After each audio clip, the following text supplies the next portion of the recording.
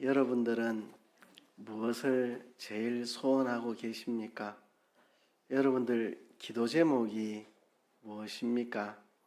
제가 시간이 된다면 한 사람 한 사람 기도 제목을 다 물어보고 지나가고 싶지만 전 그럴 수 있는 장소는 아니라서 이렇게만 하고 넘어갑니다. 여러분들 다 소원하는 바 기도 제목들이 있을 텐데요. 제가 오랜 목회 기간 동안 여러 사람들과 이렇게 기도 제목을 나누고 같이 기도하는 이런 모임들을 많이 가졌습니다. 10대 평신도 때도 그랬고, 이제 20대 목회자가 되고 신학교에서도 또 교회에서 청년들하고 또 어른들하고 여러 계층 사람들하고 기도 제목을 나누고 기도하고 했습니다. 그래서 오랜 기간 장소도 대상도 달랐지만 기도 제목을 내시라 하면 늘 많이 나오는, 공통적으로 나오는 기도 제목들이 있습니다. 그 중에 한 가지가 뭐냐 하면 성령 충만한 삶을 살게 해주세요. 어디 가나 언제나 어느 시대나 연령이 어떻게 됐든지 기도 제목 내라 하면 정말 많이 나오는 기도 제목이 나 성령 충만하게 살고 싶어요. 성령 충만한 삶을 살고 싶어요. 그런 기도 제목이 아주 많이 나옵니다. 근데 공감이 좀 가십니까? 나는 그런 기도 제목 없는데 이래 영 생뚱맞은 기도 제목입니까? 아이고, 나도 그런 기도 제목이 있다. 여러분 그렇게 생각이 드십니까? 아마 여러분들도 그거야 어느 시대 누구에게나 공통적인 기도 제목이지, 나도 그런 소원이 있다. 아마 그런 생각이 드실 겁니다. 성령 충만한 삶을 살아간다. 요즘 새벽에 사도행전을 배우고 있는데요. 사도행전에 여러 가지 별명이 있습니다. 그 중에 하나가 성령행전입니다. 성령행전. 이 사도행전은 사도들이 예루살렘에서부터 시작해서 땅끝까지 가서 복음 전하는 내용을 담고 있는데요. 사실 사도들이 했지만 사실은 사도들을 성령께서 붙잡고 성령께서 하신 일입니다. 복음서에서 예수님께서 보혜사 성령을 보내주시겠다 약속을 하셨고, 너희가 몇 날이 못 되어 성령으로 세례받을 테니까 예루살렘을 떠나지 말고 약속한 성령을 기다리라고 사도행전에 말씀을 했습니다. 예수님이 성천하시기 전에 하셨던 말씀이 오직 성령이 너희에게 임하시면 너희가 권능을 받고 예루살렘과 온 유대와 사마리아 땅끝까지 이르러 내 증인이 되리라 말씀대로 오순절날 성령이 임하고 성령 충만함을 받은 사도들이 복음을 전해서 그 복음이 땅끝까지 이르는데 그 모든 과정을 성령께서 이끌고 가시는 내용이 바로 이 사도행전입니다. 그래서 사도행전 1장부터 지금 이제 8장 보고 있는데요. 매 장마다 읽으면서 느끼는 거, 성령께서 이렇게 역사하셨네. 성령께서 이 사람들을 이렇게 붙들고 일하셨네. 나도 성령 충만한 삶을 살고 싶다. 나도 성령 충만하게 살아야 되겠다. 사도행전 1장부터 지금 8장까지 계속 매 장면마다 나도 성령 충만하게 살아야 되지. 아마 이런 생각은 28장 사도행전 끝날 때까지 아마 반복되리라고 생각합니다. 사도행전의 모든 역사가 다 성령 충만함을 받은 사도들과 성도들이 성령에게 이끌려서 복음을 전하고 교회를 세우고 했던 내용들을 담고 있기 때문입니다. 그래서 성령 충만함을 받아서 성령 충만한 삶을 살고 싶다. 그게 제가 목회하면서 만난 많은 현장의 사람들의 공통적인 기도 제목이었고 아마 여러분들의 소원일 거고 저의 소원이기도 합니다. 그래서 오늘 사도행전을 통해서 성령 충만하게 사는 삶의 모습이 어떤 삶의 모습인지 한번 생각해보고 우리도 이렇게 성령 충만함을 받아서 살아야 되겠다 하는 새로운 소원과 각오를 하는 이 시간 되기를 바랍니다. 사도행전 바로 앞에 6장에 보면 7 집사를 세웁니다. 7 집사를 세우는데 성령과 지혜가 충만하여 사람들에게 칭찬받는 사람 7명을 집사로 세웠습니다. 거기 집사의 조건이 성령과 지혜가 충만하고 칭찬 듣는 사람, 성령 충만한 사람을 집사로 세웠거든요. 그 7명의 집사 중에는 빌립 집사도 있었고 스데반 집사도 있었습니다. 빌립 집사도 성령에 충만하여 이 사마리아 성에 복음을 전하는 내용이 8장에 나옵니다. 7장에는 성령 충만했던 스데반 집사님의 설교가 나옵니다. 우선 6장 끝에 가보면 스데반이 복음 전하다가 잡혔습니다. 복음 전하다가 잡혀가지고 공회로 끌려가서 공회에서 신문을 받습니다. 사람들은 스데반을 미워해서 죽이려고 거짓 증인들을 세웁니다. 돈을 주고 사람들을 매수해서 거짓 증인들을 세우는데 이 스데반에 대해서 이런 제목을 덮어 씌웁니다. 스데반이 모세의 율법을 어기고 이제 더 이상 모세의 율법 지킬 필요 없고 성전을 허물겠다고 말한다. 이렇게 이제 모세의 법을 다 뜯어고치고 성전을 허문다고 이렇게 스데반이 설교한다. 이렇게 모함을 했습니다. 그에 대해서 스데반이 변정을 하는데 변론을 하는데 아주 긴 설교를 통해서 변론을 합니다. 자신을 향하여서 모세의 율법을 다 뜯어고치고 그리고 성전을 허물어 버린다는 주장을 한다고 모함을 하는데 거기에 대한 변론을 아주 유창하고 긴 설교를 통해 변론을 합니다. 그 설교의 내용이 이제 7장 1절부터 기록되어 있는데요. 한편의 구약 드라마를 보는 것 같은 느낌. 그러니까 구약 성경을 전체를 싹 훑어가는 그런 느낌.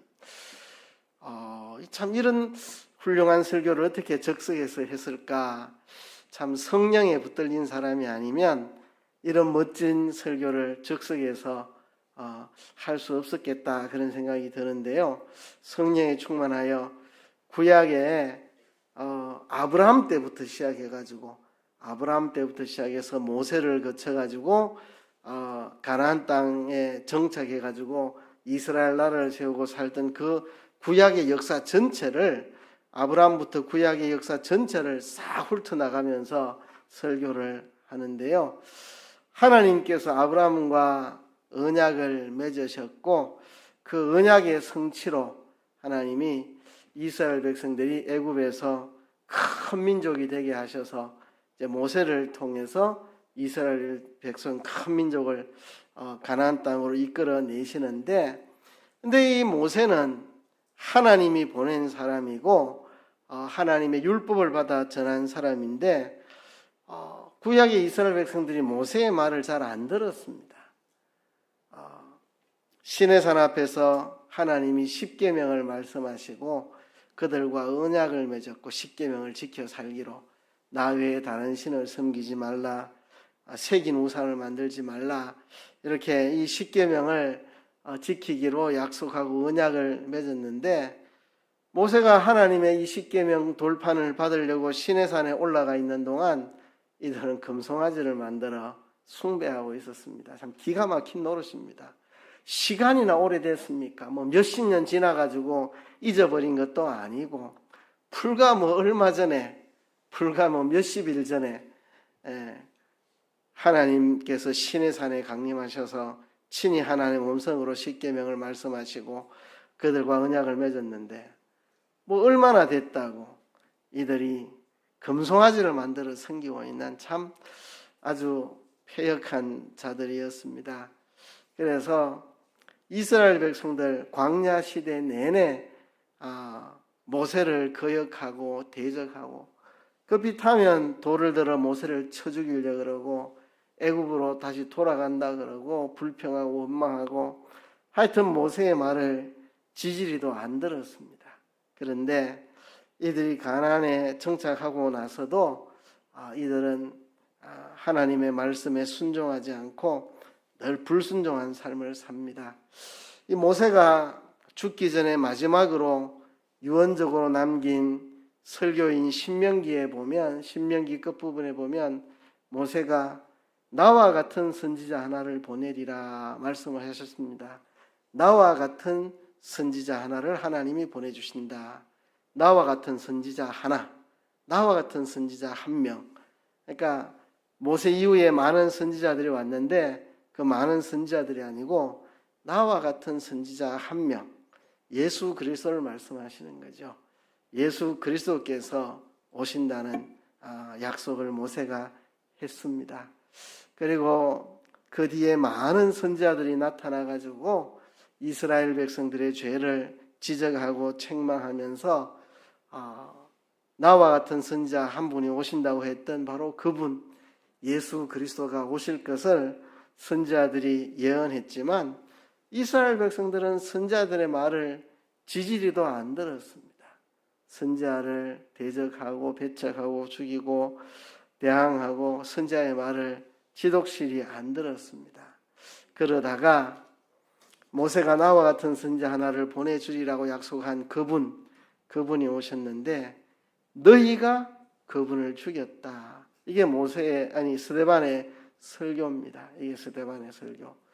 구약시대 내내 이스라엘 백성들이 불순종하고 폐역하고 완악하고 율법을 순종하지 않고 대적하고 선지자들을 잡아 죽이고 하더니 그 선지자들이 오리라고 하셨던 그분 예수 그리스도가 오셨는데 너희가 그분을 죽여버렸다. 오늘 읽은 51절, 52절은 이 스데반의 설교의 마지막 부분입니다. 51절, 52절을 보면 목이 곧고 마음과 귀에 할례를 받지 못한 사람들아 너희도 너희 조상과 같이 항상 성령을 거스르는도다. 너희 조상들이 선지자들 중에 누구를 박해하지 아니하였느냐? 의인이 오시리라 예고한 자들을 그들이 죽였고 이제 너희는 그 의인을 잡아준 자요 살인한 자가 되나니. 너희 조상들은 의인이 오시리라고 예언한 선지자들을 잡아 죽였고 너희는 그 의인이 이 땅에 왔는데 그 의인을 너는 죽였다. 너희 조상들은 의인이 오리라고 예언했던 선지자들을 잡아 죽였고 너희는 오리라고 예언되었던 그 의인이 오셨는데 그 의인을 너희는 잡아 죽여버렸다. 예수님이 오시리라고 예언한 선지자들을 그들의 조상들이 죽여버렸는데 그 예수 그리스도가 오시니까 너희가 그 예수 그리스도를 죽여버렸다.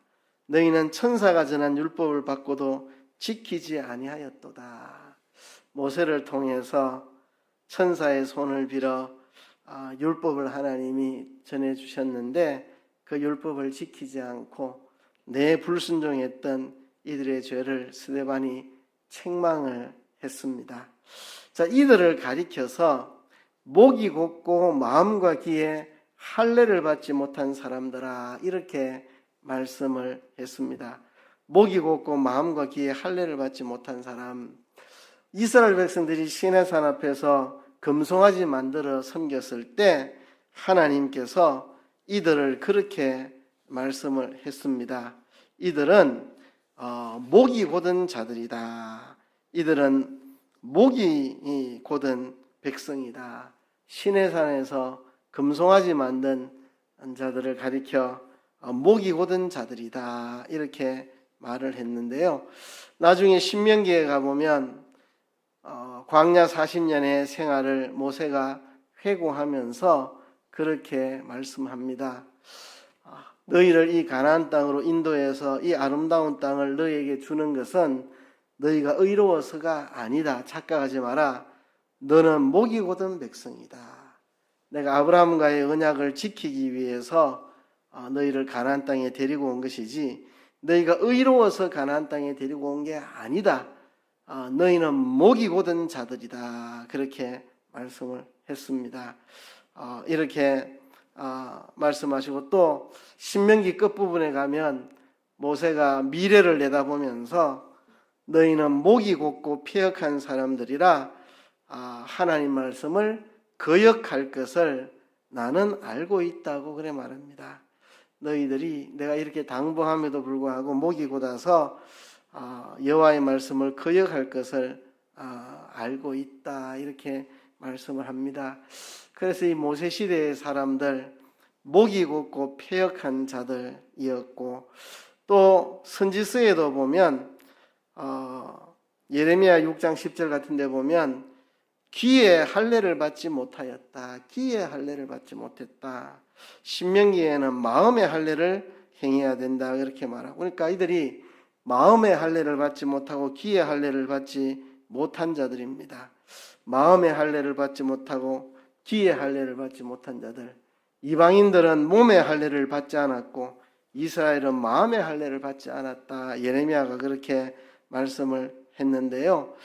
그래서 이들이 목이 곧고 패역하고 마음의 할례를 받지 못한 자들이라고 너희 조상들하고 똑같은 자들이다. 그래서 너희 조상과 같이 항상 성령을 거스르는도다. 자, 이들 스데반을 지금 잡아서 죽이려고 지금 덤벼들고 있는 이 사람들, 이들이 돌을 들어 스데반에게 돌을 던져 스데반을 죽였던 이 사람들을 가리켜 스데반은 마음과 귀에 할례를 받지 못한 사람들이고 성령을 거스리는 사람이다. 너희 조상들과 같이 성령을 거스리는 사람이다. 그래서 여기 지금 스데반을 죽이는 이 사람들은 성령을 거스르는 사람들이고 스데반은 지금 성령 충만한 사람입니다. 성령을 거스리는 사람이 성령 충만한 사람을 돌로 쳐 죽이는 장면이 오늘 본문에 나와 있습니다. 그래서 오늘 본문에서요, 스데반을 돌로 쳐 죽이는 성령을 거스리는 이 사람들을 통해서 우리가 반면교사로 삼아서 이렇게 사는 것이 성령을 거스리고 사는 삶이구나, 이런 삶을 살지 않아야 되겠구나 하는 것을 배우고요. 또 하나는 이 스데반을 통해서 성령 충만한 삶이 어떤 삶인가 하는 것을 좀 생각해 보려고 합니다. 우선 이 스데반을 죽인 자들, 성령을 거스리는 사람들, 이 과거의 구약시대의 불순종하던 이스라엘처럼 성령을 거스리는 이 사람들, 스데반을 돌로 쳐 죽인 이 사람들을 통해서 우리가 배우는 반면교사 세 가지입니다. 첫째는요, 이들의 생각과 말과 삶 속에 이 악한 것이 아주 뿌리 깊게 박혀 있는 자들입니다. 이들은 완악하고 패역하고 목이 곧고 이 교만한 이것이 아주 뿌리 깊이 박혀 있는 사람들입니다. 성령이 없는 사람들이 이런 사람들입니다. 성령이 계시면 성령께서 자꾸 양심의 가책을 일으키고 자꾸 회개하게 만들고 악한 생각, 악한 말, 악한 행동하면 성령께서 가만히 계시지 않죠. 우리 안에서 우리에게 책망하시고 마음에 찔림을 받고 고통을 받게 하시죠. 근데 이들은 이 완악하고 패역한 이것이 몸에 마음에 아주 뿌리 깊게 박힌 자들입니다. 오늘 본문에 보면 이렇게 기록을 하고 있습니다. 스데반의 설교를 들은 이 사람들의 반응이 뭐냐 하면 54절에 나와 있습니다. 그들이 이 말을 듣고 마음에 찔려 그랬습니다. 그들이 이 말을 듣고 마음에 찔려 그랬습니다. 찔려. 자, 이 말이 뭔데요? 스데반의 설교.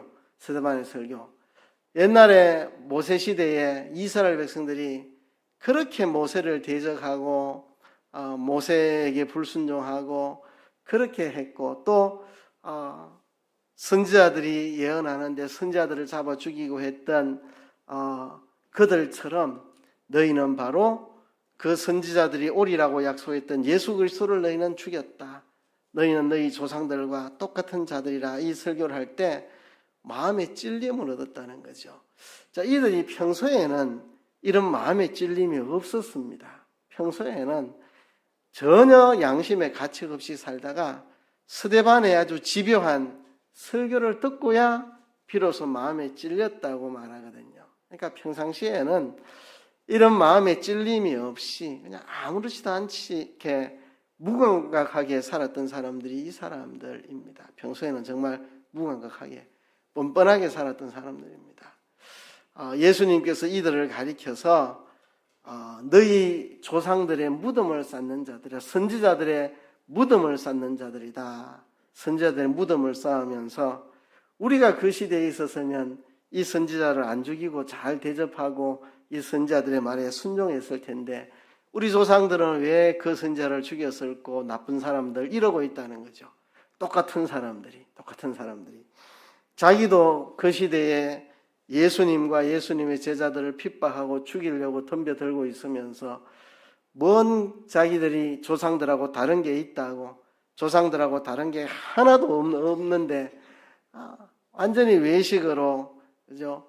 조상들의 그 선지자들의 무덤을 이렇게 쌓으면서 우리 조상들 너무했다. 어떻게 이 귀한 선지자들을 잡아 죽였노? 우리 조상들 참 너무했네. 우리는 안 그런데 이렇게 생각하고 있다는 거예요. 예수님이 지적을 했습니다.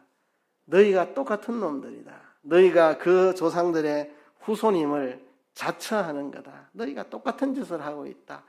우리가 이 구약 성경을 읽을 때에 이게 남의 이야기로 읽으면 안 됩니다. 또 신약 성경도 마찬가지고 성경을 읽을 때에 남의 이야기로 자꾸 읽고 아이고 그 시대 사람들 참 불순종했네, 못된 짓 했네 이래 생각하면 이 착각입니다. 전부 우리 이야기입니다. 우리 이야기. 에덴 동산에서 유혹을 받아 하나님 말씀에 불순종한 아담과 하와, 아담 하와 이야기가 아니고 우리 이야기입니다. 우리 이야기. 잘 유혹을 잘 넘어지고 먹음직하고 보암직하고 지혜롭게 할 만큼 탐스러운 것들, 그런 유혹에 빠져가지고 늘 불순종 잘하는 우리의 모습을 이야기하는 겁니다.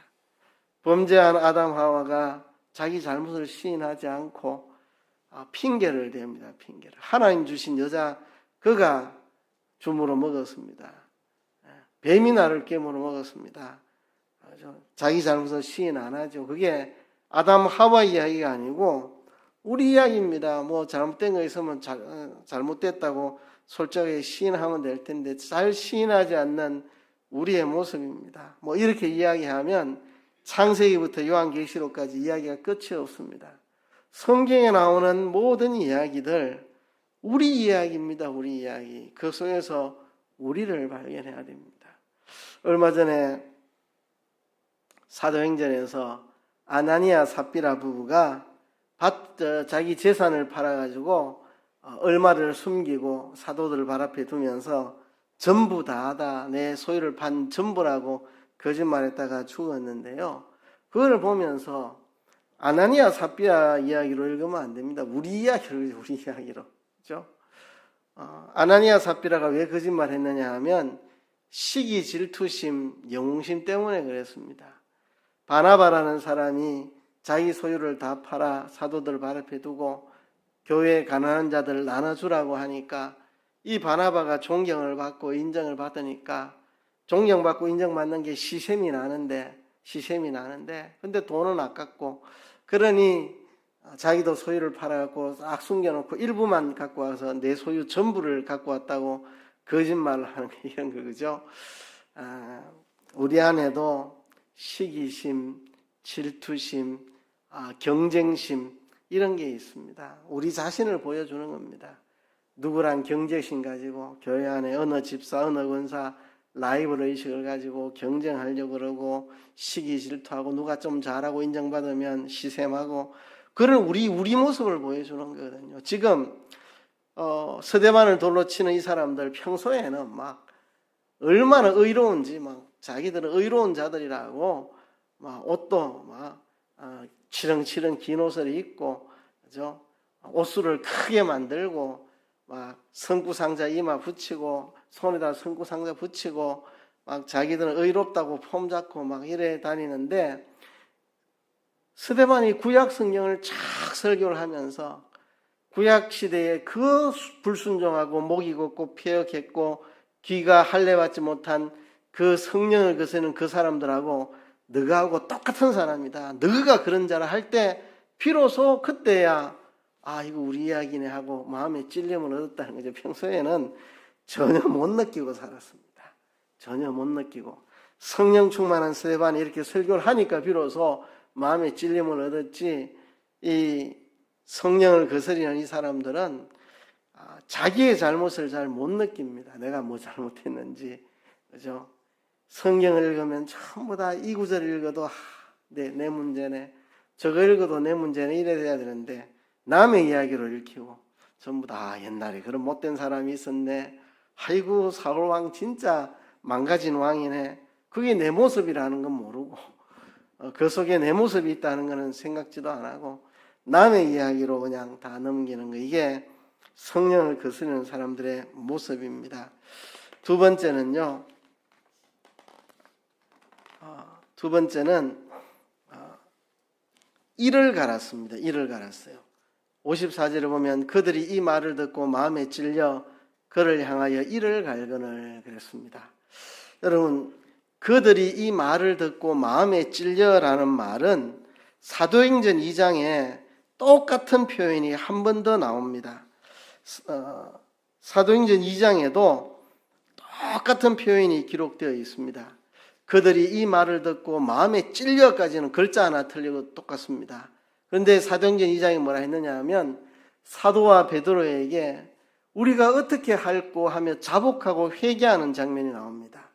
사도행전 2장에는 베드로의 설교를 듣고 그들이 이 말을 듣고 마음에 찔려서 사도들과 베드로에게 선생들아 우리가 어떻게 하여야 될꼬 하고 자복하고 통회하고 회개하는 장면인데 이 스데반에게 설교를 들은 이 사람들은 마음에 찔려 그를 향하여 이를 갈거늘 이게 다른 겁니다. 사도행전 2장에 나오는 그 사람들이나 여기에 7장에 나오는 이 사람들 똑같이 베드로의 설교를 듣고 스데반의 설교를 듣고 마음에 찔렸는데 반응이 달랐습니다. 사도행전 2장에서는 막 마음에 찔려가 막 자복하고 회개하고 울부짖고 잘못했노라고 이러는데 스데반의 설교를 들은 사람들은 마음에 찔려가지고 이를 갈았다는 거죠. 그러니까 이 성령을 거스리는 사람들은 옳은 이야기를 들으면 시인할 줄을 모릅니다. 비록 다윗이 큰 범죄를 저질렀지만 나단 선지자가 왕이 그 사람 아닙니까? 라고 할 때 내가 여호와께 죄를 범하였노라고 그 자리에서 거꾸러져서 통회하고 자복하고 정말 눈물로 침상을 띄운다고 할 만큼 그렇게 회개하고 자복하고 이게 성령의 사람입니다. 성령의 사람도 때때로 유혹받아가 죄를 지을 수 있죠. 베드로도 한번 유혹을 받아갖고 외식해갖고 바울에게 책망받은 적이 있는데 성령의 사람도 한 번씩 육신의 생각으로 돌아설 때는 연약해서 죄를 짓죠. 그러나 성령의 사람은 자기가 지은 죄에 대해서 시인하고 고백하고 인정하고 내 잘못입니다. 내가 잘못했습니다. 다 내 탓입니다. 하고 자복하고 회개하는 이게 성령의 사람이고 자기를 지적하고 책망하는 말을 듣고 마음에 찔린다는 것은 야 이거 참 우리가 잘못됐다는 거 느낀다는 거잖아요. 그럼 회개해야 되는데 이를 갈고 있는 거 이게 문제입니다. 이게 그죠? 흔히 사람들 저런 말 많이 하던데 이거 목사님 옳은 이야기라도 자꾸 그러면 내 반감 생겨서 더 틀어집니다. 목사님 이렇게 옳은 이야기가 맞고 내가 잘못된 건 맞지만 내한테 그런 이야기 하지 마세요. 나 자꾸 반골 기질이 있어갖고 더 틀어집니다. 이렇게 그죠? 그게 성령을 거스르는 사람의 태도입니다. 옳은 이야기하면 괜히 반발심 가지고 괜히 반감 가지고 막 더 덤벼들고 이를 갈고 막 못 견디는 이게 성령을 거스르는 사람의 태도입니다. 성령의 사람은 내가 잘못했습니다. 내가 잘못했습니다. 내 실수입니다. 내가 잘못 행동했습니다. 용서해주세요. 이렇게 하는 게 성령의 사람입니다. 세 번째는요, 이 성령을 거스르는 사람들은 공격적이고 파괴적인 태도를 보입니다. 여기 보면 뭐라고 나오냐 하면 57절에 그들이 큰 소리를 지르며 귀를 막고 일제히 그에게 달려들어 성 밖으로 내치고 돌로 칠세 정인들이 옷을 벗어 사울이라 하는 청년의 발 앞에 두고 그들이 돌로 스데반을 치니 그랬습니다. 이 사람들 소리를 크게 질렀습니다. 귀를 틀어막았습니다. 그리고 막 들깨처럼 막 덤벼 들어가지고 스데반을 끌고 나가가지고 돌로 막 쳐 죽였습니다. 그러니까 사납고 공격적이고 파괴적인 거, 이게 성령을 거스르는 사람들의 행동입니다. 그렇죠? 사납고 공격적이고 파괴적이고 말로는 상대할 수도 없고 내가 잘못된 게 확실하고 그러니 뭐 어쩌겠습니까? 힘으로 무조건 뭐 소리 지르는 걸로 고함 지르는 걸로 그죠? 사나운 걸로 대체하려고 하는 자기의 잘못을 시인하지 않고 사납게 공격적으로 파괴적으로 덤벼드는 막 큰 소리 지르고 귀 틀어막고 막 들깨처럼 달려들어서 끌고 나가서 돌로 치는 이런 장면, 이게 성령을 거스르는 사람들입니다. 정리하면 이런 겁니다. 자신들의 죄를 깨닫지 못하는 거. 성경을 읽어봐도 남의 이야기고 설교를 들어봐도 남의 이야기고 내 이야기인 줄 모르고 그죠? 그렇게 내 이야기인 줄 모르고 깨닫지 못하는 이런 사람, 그리고 옳은 이야기를 들으면 시인하지 않고 이를 갈고 덤벼드는 사람, 그리고 공격적이고 파괴적이고 사나운 태도를 보이는, 이게 다 성령을 거스르는 사람입니다. 그럼 성령 충만한 사람은 어떤 사람들인가? 설교를 들어도 이게 내 이야기다, 내 고치라는 말씀이네. 성경을 읽어도 아이고 저 사울왕 내 이야기 하는 것 같네, 아이고 저것도 내 이야기네, 이렇게 들리는 사람이 성령 충만한 사람이고, 나를 지적하는 이야기를 들으면 그 앞에 굴복하는 게 성령의 사람이고, 정말 온유하고 평온한 사람이 이게 성령의 사람입니다. 스데반을 통해서 성령의 사람이 어떤 사람인지 짧게 한번 시간이 많이 가서 정리를 해볼게요. 스데반은 담대하게 하나님 말씀을 전하고 그들의 죄를 책망했습니다. 지금 공회에 끌려갔습니다. 지금 내 편은 아무도 없습니다. 내 혼자입니다. 자기를 죽이려고 고함 지르는 사람들이 사방에 둘러 있는데도 담대하게 하나님 말씀 전하고 그들의 죄악을 책망하는데 두려움이 없었습니다. 이런 담대함이 어디서 나왔겠습니까? 내가 하나님 편에 서 있고 내가 진리에 서 있고 내가 구원의 확신이 있을 때 이런 담대함이 나옵니다. 하나님 편에 서 있으니까 두려울 게 없고 진리에 서 있으니까 옳은 길을 가니까 두려울 게 없습니다. 여러분, 죄 짓고 나면 경찰서 지나가면 움찔움찔하죠. 그죠? 죄 안 지은 사람은 경찰서 지나갈 때 담대하게 지나갑니다.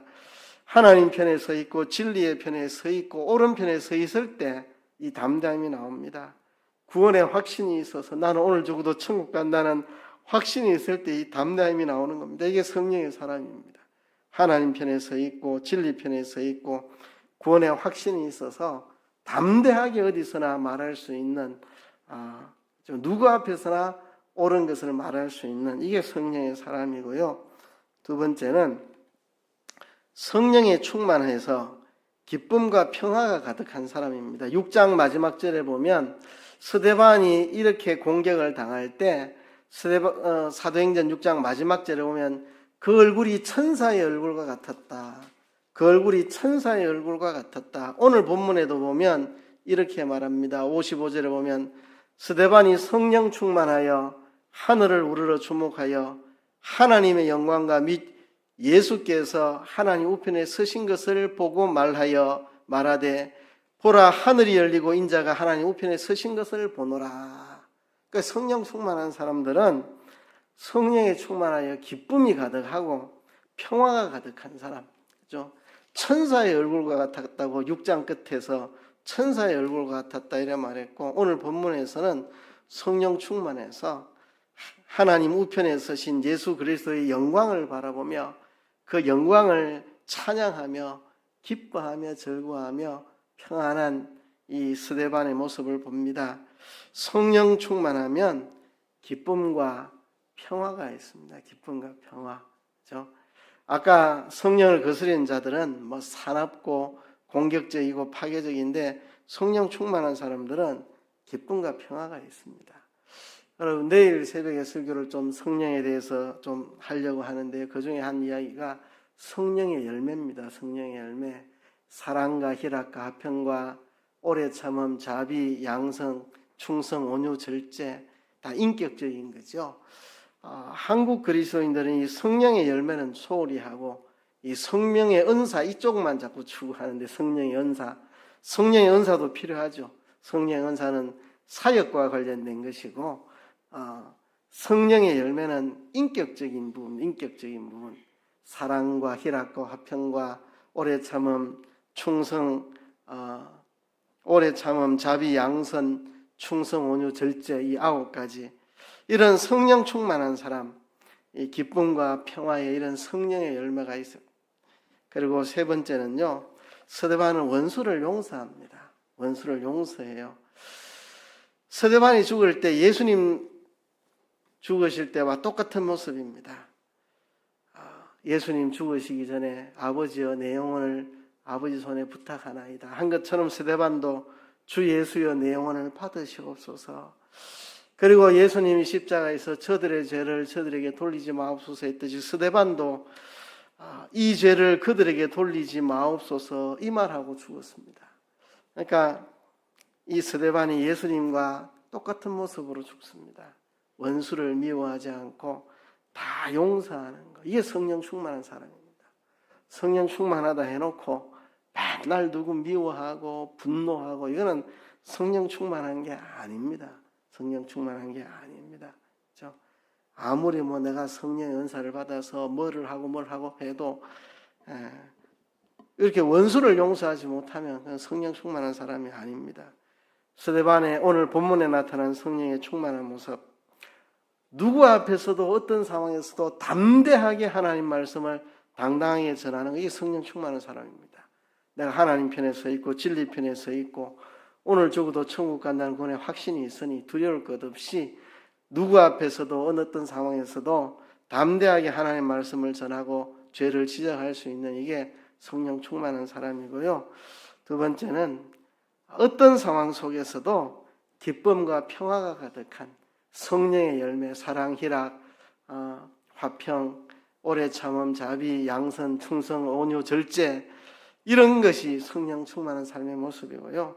세 번째는 원수를 용서하는 것. 돌을 들어 자기를 쳐 죽이는 사람들을 불쌍히 여기면서 저들의 죄를 저들에게 돌리지 마옵소서 기도하고 죽는 원수를 용서하는. 어떻게 원수를 용서할 수 있겠습니까? 인격 수양이 많이 돼서 그렇겠습니까? 성인군자라서 그렇겠습니까? 그런 게 아니죠. 예수님의 용서를 진정으로 경험한 사람들은 남을 용서할 수 있습니다. 내가 하나님의 자녀라는 확신이 있는 사람들. 왜 남을 용서 못하느냐 하면 내 자존감이 낮아서 그렇습니다. 남을 비난해서라도 내가 조금 더 인정받고, 남을 비난하면 내가 좀 괜찮은 사람처럼 보이잖아요. 남을 비난하면. 그죠? 그래서 용서 못하는 겁니다. 진짜 제 용서함을 경험하고 내가 하나님 자녀됨을 확신하는 사람들은 죄 용서할 수 있는 거죠. 그래서 오늘 본문을 통해서 성령 충만한 삶은 바로 이런 모습이다 하는 것입니다. 반면교사를 통해 배우는 세 가지. 첫째는 내가 얼마나 죄인인지를 깊이 깨닫는 사람. 그게 성령에 충만한 사람입니다. 그렇죠? 그리고 이를 갈구하는 이런 거 반대, 평화로운 사람이죠. 공격적이고 파괴적인 거 이런 게 성령 충만하지 못한 사람의 태도입니다. 반대로 스데반의 모습을 통해서 어디서나 담대하게 옳은 것을 말할 수 있는 사람, 성령 충만하여 기쁨과 평화가 성령의 열매가 가득한 사람, 그리고 원수를 깔끔하게 용서하는 사람, 이런 사람이 성령 충만한 사람입니다. 이 시간 하나님 앞에 한번 기도합시다. 하나님, 우리도 스데반 집사님과 같이 성령 충만한 삶을 살아갈 수 있도록 도와주시옵소서. 다 같이 한번 통성으로 기도하겠습니다.